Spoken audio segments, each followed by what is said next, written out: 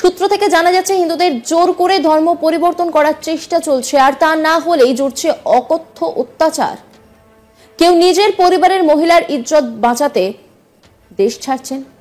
তিলকে তাল বানানো, এই কথাটির সাথে নিশ্চয়ই আপনারা সবাই পরিচিত আছেন। তবে ভারতীয় মিডিয়া লাজ লজ্জার মাথা খেয়ে তিলকে শুধু তাল নয়, যে ঘটনার সাথে বাস্তবতার কোনো মিল নেই সেই ঘটনাকে অনেক বড় করে খবর প্রচার করছে। শুধু তাই নয়, বাংলাদেশের শান্তিপ্রিয় মানুষের যৌক্তিক দাবিকে ভুলভাবে উপস্থাপন করছে। বাংলাদেশ নিয়ে তাদের ছড়ানো প্রোপাগান্ডার নিয়মিত জবাব দিচ্ছি আমরা। এখন তাদেরই কিছু মিডিয়া স্বীকার করছে বাংলাদেশকে নিয়ে কিছু ভারতীয় মিডিয়া প্রোপাগান্ডা ছড়াচ্ছে।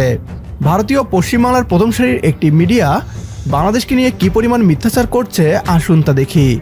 অনুরোধ করছি ভিডিওটি শেষ পর্যন্ত দেখার জন্য, কেননা ভিডিওর শেষ অংশে পশ্চিমবাংলার মিডিয়ার মিথ্যাচারের যথাযথ জবাব দিব আমরা।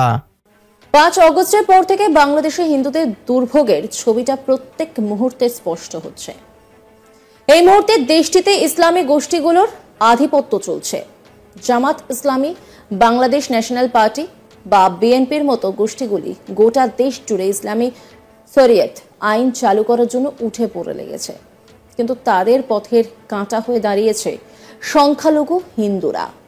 তাই সেখানে সংখ্যালঘুদের উপর অত্যাচার বেড়েই চলছে। ঘর বাড়ি ভাঙচুর থেকে শুরু করে মন্দির ভাঙা, তাদের অবস্থা দেখলে চোখে জল আসতে বাধ্য। সূত্র থেকে জানা যাচ্ছে হিন্দুদের জোর করে ধর্ম পরিবর্তন করার চেষ্টা চলছে, আর তা না হলেই জুড়ছে অকথ্য অত্যাচার। কেউ নিজের পরিবারের মহিলার ইজ্জত বাঁচাতে দেশ ছাড়ছেন, তো আবার কেউ ধর্ম পরিবর্তন করতে বাধ্য হচ্ছেন। এর মাঝেই সত্যি হলো আশঙ্কা। বাংলাদেশে কোরআনকে সংবিধান ঘোষণা করা হলো। কট্টর ইসলামী মৌলবাদী শক্তি জামাত ইসলামী ঘোষণা করেছে যে আগামী দিনে মানুষের তৈরি আইন নয়, বরং কোরআন অনুযায়ী সংবিধান চলবে। কোরআনই হবে বাংলাদেশের সংবিধান।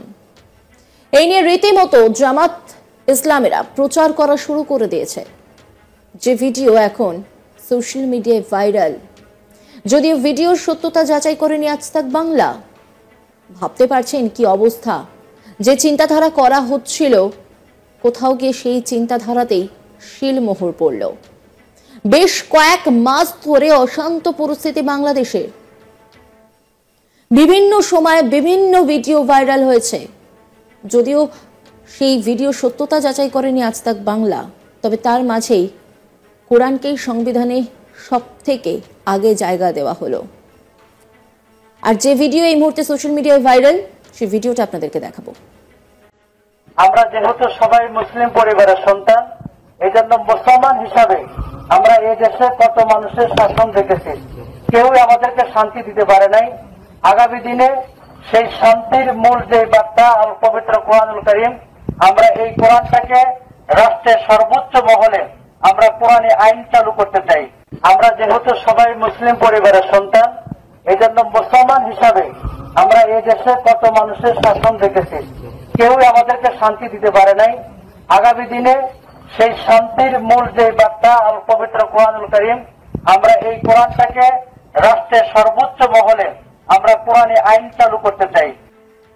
পশ্চিমবাংলার মিডিয়া দাবি করছে গত 5 আগস্টের পর থেকে নাকি বাংলাদেশে হিন্দু নির্যাতনের ছবিটা প্রতি মুহূর্তে স্পষ্ট হচ্ছে। সংখ্যালঘুদের ঘরবাড়ি ভাঙচুর থেকে শুরু করে মন্দির ভাঙ্গা, তাদের অবস্থা দেখলে নাকি চোখে পানি আসতে বাধ্য। অথচ আমরা বাংলাদেশিরা বাংলাদেশে মিলেমিশে বাস করছি। পশ্চিমবাংলার মিডিয়ার মিথ্যাচারের বিরুদ্ধে বাংলাদেশের হিন্দুরা ইতিমধ্যে বিবৃতিও দিয়েছে। বাংলাদেশকে নিয়ে পশ্চিমবাংলার মিডিয়ার খবরগুলো যেন কল্পকাহিনীকেও হার বানায়, যার সাথে বাস্তবতার বিন্দু পরিমাণ মিল নেই। পশ্চিমবাংলার মিডিয়া প্রচার করছে জামাতে ইসলামী বাংলাদেশ ঘোষণা করেছে আগামী দিনে মানুষের তৈরি কোনো আইন নয়, বরং কোরআন অনুযায়ী সংবিধান চলবে। 90% মুসলমানের দেশে যদি এমন দাবি করা হয়, তাহলে সেটা খুব স্বাভাবিক। একমত হলে কমেন্ট বক্সে ইয়েস লিখে জানিয়ে দিন আমাদের। সেই সাথে ভিডিও শেয়ার করে দেখার সুযোগ করে দিন আপনার বন্ধুদের। পরবর্তী ভিডিও দেখার আমন্ত্রণ জানিয়ে বিদায় নিচ্ছি আজ। আল্লাহ হাফেজ।